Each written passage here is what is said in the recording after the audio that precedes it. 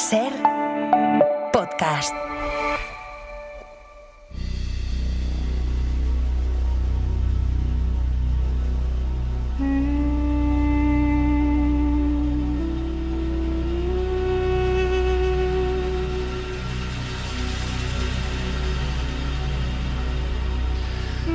Continuamos en Ser Historia y lo hacemos retomando un tema que hace unas semanas, hace varios programas abordamos aquí en nuestro programa.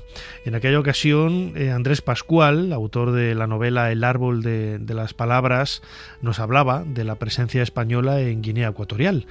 La colonia española en África, que hasta finales de los años 60 pues estuvo pues con mucha vida, ¿no? Y comentábamos también algunas anécdotas de mi propia familia, de algunos primos míos que han nacido allí, porque muchísima gente, muchísimos españoles llegaron a Guinea, nacieron allí, trabajaron allí, volvieron y realizaron, pues como digo, un trabajo realmente extraordinario. A colación de esa entrevista, yo recibí un correo electrónico de nuestro próximo invitado, Pablo Pérez, que él es director del Museo de la Emigración a Guinea Ecuatorial, un museo maravilloso que se encuentra en Quintela de Leirado, en la provincia de Orense, un museo que yo desconocía.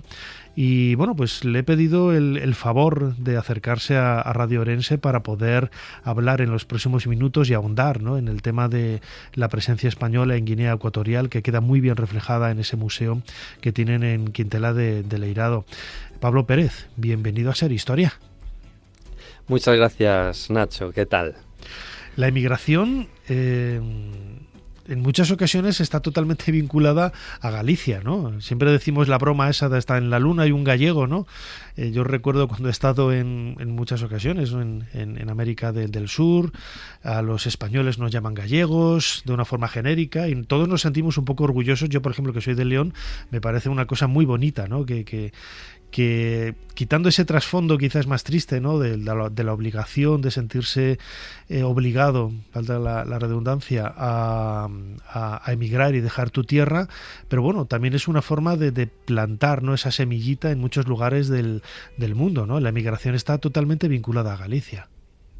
Sí, la verdad es que concretamente podemos decir que la provincia de Ourense, que aquí se iba a crear un museo de la emigración, es una provincia profundamente emigrante y hay ourensanos, gallegos en todos los lugares del mundo. De hecho, en el museo, al entrar, lo primero que se ve es un mapa que pone un hilito en Galicia y después un resto de hilos de todos los lugares del mundo donde hay gente de Quintela de Leirado, pero sobre todo, bueno, es el reflejo, quitando lo de Guinea Ecuatorial, es el reflejo de lo que es la emigración gallega a todo el mundo, sobre todo a Sudamérica.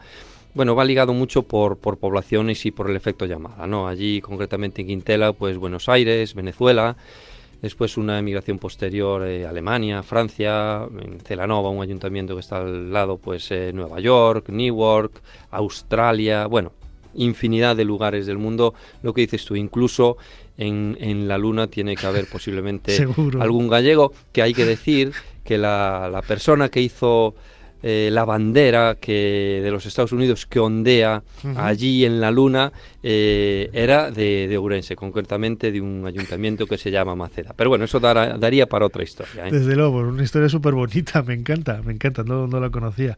Totalmente curiosa. ¿Cuándo empieza la emigración en Galicia, en concreto en Quintela de Leirado, en Orense, en esta provincia? Y las razones, imaginamos, pues la pobreza y la falta de recursos, ¿no? Pues mira, la emigración a Guinea Ecuatorial, y fue una de las razones por las que nos llevó a hacer el museo, el 70% de las familias de Quintela de Leirado tuvieron una o varias personas emigradas en Guinea Ecuatorial, porque como bien dijiste antes, había gente que nació allí, primos tuyos. Era una emigración muy peculiar, porque era una emigración familiar, es decir, no era lo típico que se iba el hombre de la familia y dejaba a los niños con los abuelos aquí y se iba a ganar la vida y mandaba el dinero, no. Aquello era una emigración familiar, porque se iba el hombre, la mujer, los niños nacían allí y bueno, se vivía realmente bien. ¿Y cuándo empezó? Concretamente, la historia nos dice y los documentos nos dicen que en el año 1896 un vecino de un pueblo de Quintela de Leirado que se llama Mourisca, se llamaba Eloy Estrada, pues llegó a Guinea Ecuatorial. Y ese vecino, a raíz de el efecto llamada que hablábamos ahora de la emigración, empezó a llevar a más vecinos para allí. Hay cartas manuscritas donde los invita a ir, donde le explica que allí se vive bien, que se puede trabajar en el cacao, que la gente pues llega, que puede ir con su mujer, que tiene gente a su servicio, y bueno, que hay un bienestar que, lo decías ahora, que la realidad que había aquí en Galicia, concretamente en Quinteleirado, es la de la Galicia profunda. Es decir, imagínate que casas que en el año 1896 o mismo posterior, 1920, 1930, pues, o incluso la posguerra, lo que sería la economía era una economía totalmente de subsistencia e incluso, que eso es una de las cosas donde se empieza en el museo, se empieza a ver cómo era Galicia en el tiempo que emigraron nuestros vecinos, pues se vivía también del extraperlo o del contrabando, ¿vale? Pero no del contrabando con la mala acepción que puede tener ahora, sino con un contrabando de llevabas productos, llevabas ganadería, traías azúcar, café, y bueno, era de lo que se vivía, economía de subsistencia y contrabando en Quinteleirado en los finales del siglo XIX y principios del siglo XX. Uh-huh. Claro, esa profusión, ¿no?, del conocimiento de Guinea por mensajes boca a oído y sobre todo la correspondencia, ¿no?, que llegaría desde allí. Imagino que en un principio, claro, una cosa es emigrar a Nueva York, que dices, bueno, Nueva York, ¿no?, Estados Unidos, América, tal cual, o Alemania o a Francia, pero África no dejaba de ser un continente muy distante culturalmente y muy distante físicamente a nosotros. Sí, realmente la emigración allí, podríamos decir que era una emigración con unos factores muy determinados y quizás incluso agradables, quitando los principios de cuando fue el pionero Eloy Estrada, que después, al estar allí X tiempo, pues ya le daban unas hectáreas de terreno para poder iniciarse en las plantaciones de cacao cuando España pierde los últimos territorios en América. Pues digamos que volvieron los españoles a fijarse en Guinea Ecuatorial, ¿no?, y a potenciar el cacao en Guinea Ecuatorial. Y eso nos lleva a que toda la gente, pues lo que hablamos ahora, el efecto llamada, pues que tenía unos condicionantes muy positivos y muy diferenciadores del resto. Primero, era España, evidentemente, ya no hacía falta visados, sino que era un propio país. Sí que es cierto que hacía falta ir con un contrato de trabajo o con un depósito de 200.000 pesetas, que era mucho dinero para aquella, pero después era una inmigración agradable porque la gente que llegaba allí y era para la que menos iba, entre comillas, era para trabajo de encargado de unas plantaciones, es decir, tenía a su cargo a 200 braceros, es decir, no eran trabajos, el trabajo no era un trabajo físicamente duro de ir a una mina o de ir ellos a las plantaciones a recoger el cacao, no, eran de encargados, el que, entre comillas, menos rango tenía, ¿no? Después ganabas 8 o 9 veces más que aquí, imagínate, ganar un montón de dinero de manera que estabas una temporada y ganabas a lo mejor para comprarte un piso aquí, ¿no? Y hablo de la realidad de la provincia de Ourense. Después era un trabajo también muy agradable en el sentido de que tú emigrabas por temporadas de 2 años, los cuales tenías 2 años de trabajo y 6 meses de vacaciones pagadas con viaje de ida y vuelta a España. Entonces imagínate, esas condiciones hacían muy atractivo el hecho de ir. Y bueno, ya no hablemos del clima, ¿no? Imagínate la Galicia de aquellas, el frío que debería de hacer, igual que lo hace hoy, en pleno mes de abril. Lluvia, ¿no?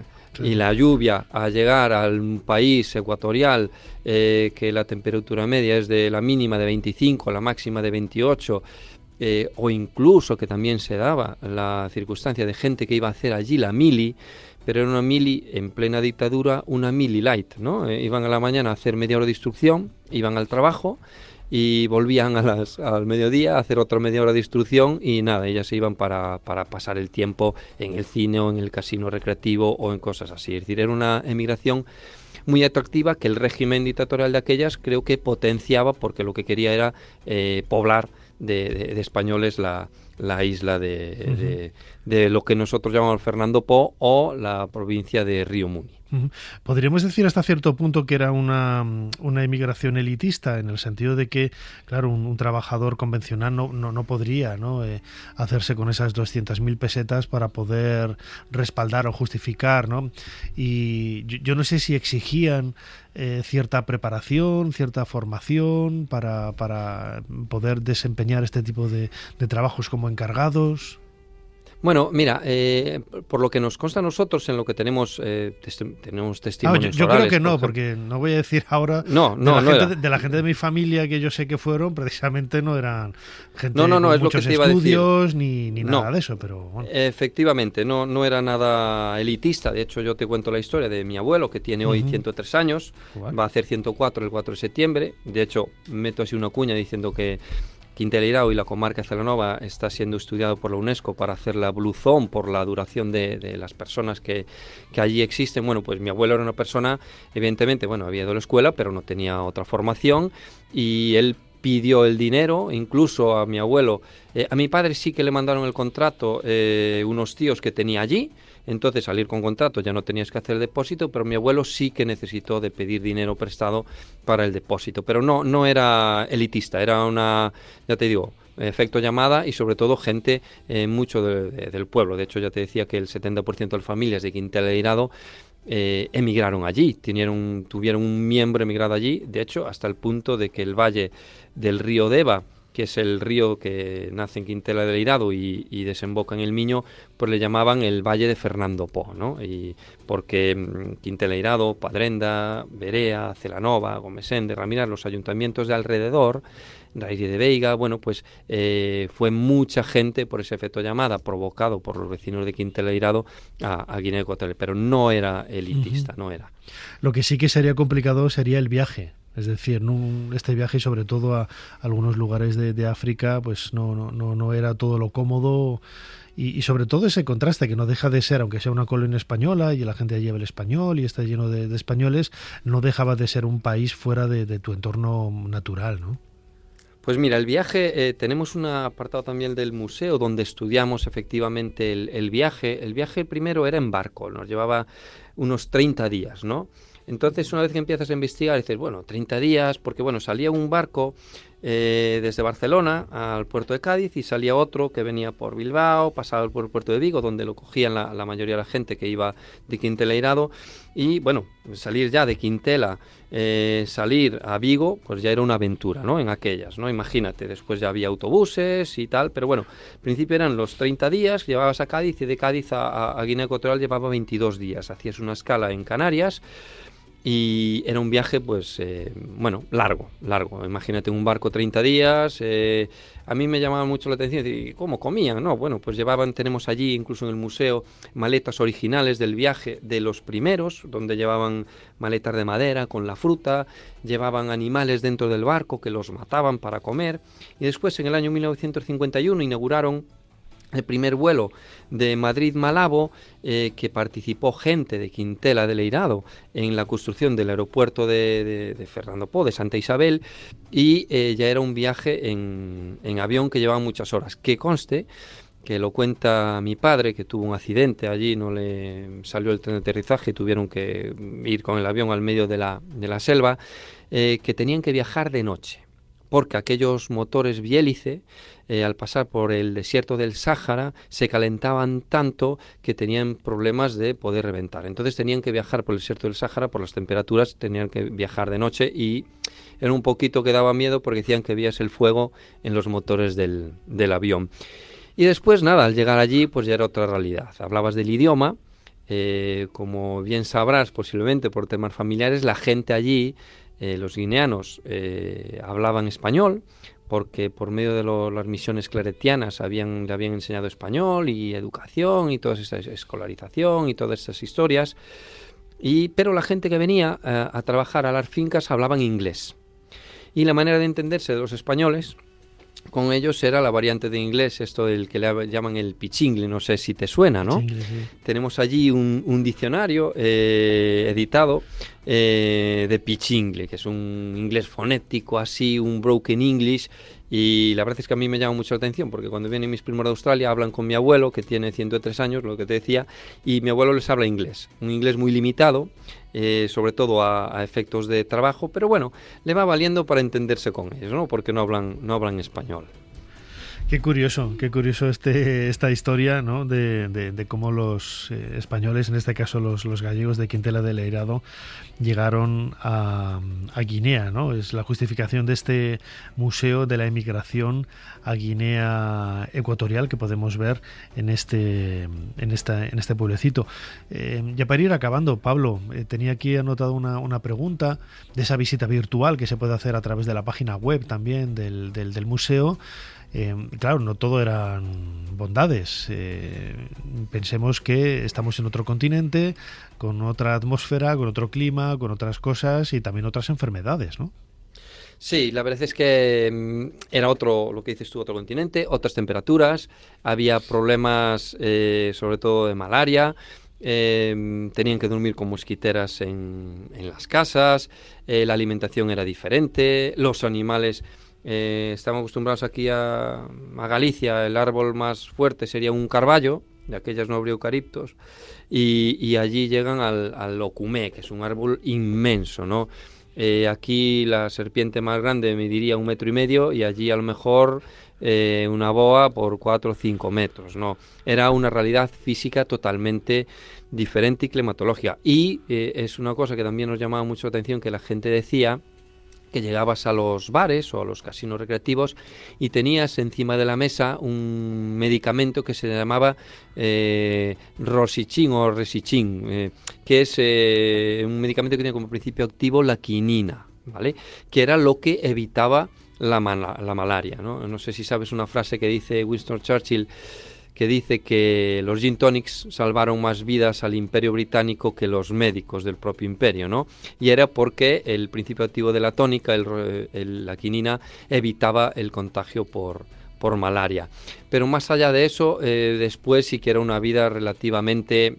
El trabajo era duro porque tenían que llevar el famoso salacó, que es un sombrero, allí tenemos una muestra de él, que es un sombrero con unas reminiscencias coloniales, pero realmente era una herramienta de trabajo, ¿no? Allí tenemos machetes, tenemos podadoras, y el sombrero del salacó valía para evitar esas grandes temperaturas o esas fiebres que le venían. Pero bueno, en sí yo creo que la emigración es una emigración realmente agradable. Después ellos adaptaron aquello a nuestra mentalidad. Las fiestas que celebraban eran propias las de Santiago, el 12 de octubre, que después fue el día de la independencia. Por cierto, hay mucha gente que estuvo allí el día de la independencia, mucha gente de Quintela del Eirado, entre ellos mi padre, cuando izaron la bandera, una bandera y arriaron la otra, ¿no? Y la verdad es que, bueno, también es algo digno de estudio el proceso de la independencia. Sabes que empezó en el año 1955, cuando el régimen franquista quería la aceptación por parte de la ONU. Se celebran unas elecciones democráticas en medio de una dictadura férrea en España, unas elecciones que salen al revés de como querían el régimen, porque había un enfrentamiento dentro del propio Consejo de Ministros, y al final aquello todo acabó, que es en lo que acaba el propio museo, acabó con la huida, entre comillas, después de la crisis de las banderas en el año 1969. Nosotros lo llamamos como chegou o inverno, ¿no? Como llegó el invierno, ¿no? En pleno mes de marzo-abril llegan de un clima ecuatorial a Barajas con pantalón corto, con camisa fina y de color blanco, como si fueran así, bueno, un chupi guays, y llegan aquí con el frío que hacía en Madrid en pleno mes de marzo, ¿no? Pero bueno, yo creo que hay que decir que la emigración era una emigración agradable, que el papel que hicieron allí los españoles es un papel de resaltar. No sé cuál es la experiencia, pero nosotros, de la documentación que tenemos, no hay episodios de... No había un racismo sistemático. Sí hay episodios de racismo, pero no hay un racismo sistemático. Había una buena aceptación por parte de los nativos, sobre todo de la etnia bubi, y la verdad es que hay mucha pena, y por eso surgió el museo, de lo que fueron aquellos maravillosos años, sobre todo los años 50, 60 en Guinea Ecuatorial. Por eso toda la gente que habla de aquello le da mucha pena que se haya ocultado la historia de Guinea Ecuatorial, porque es una historia, no sé si tú lo viviste así o no, cuando se empieza a hablar en nuestras familias de ella, se habla con un sentimiento muy agradable, de alegría y un sentimiento de felicidad, ¿no? De que fueron años felices. Así es. Así es, desde luego, el eco que ha quedado, por lo menos en mi familia, de esa emigración a Guinea es muy agradable, muy positivo.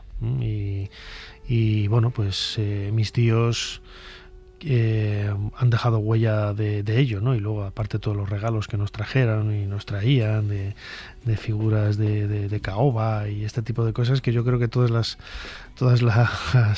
familias que hemos tenido emigrantes allí, pues todos tenemos, ¿no? A los negritos con las lanzas y todo este tipo de cosas que decoran las casas de aquella época, ¿no? Todo esto y mucho más lo podemos estudiar, lo podemos aprender en este Museo de la Emigración a Guinea Ecuatorial, que podemos encontrar en Quintela de Leirado, en la provincia de Orense, y que en los últimos minutos hemos descubierto de la mano de su director, Pablo Pérez.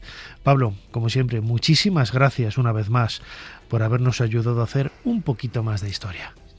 Muchas gracias, Nacho, y os invito a todos a venir a ver el museo. Con AVE en Ourense llega desde Madrid en 2 horas y cuarto, y hay media horita desde la ciudad al propio museo. Allí lo recibiremos y espero tu visita pronto, y darte las gracias por contar con nosotros, porque de alguna manera es poner una piquita del corazón de muchos españoles que estuvieron allí, pues para darlo a conocer a todos los españoles. Muchísimas gracias, Pablo. Muchas gracias, Nacho.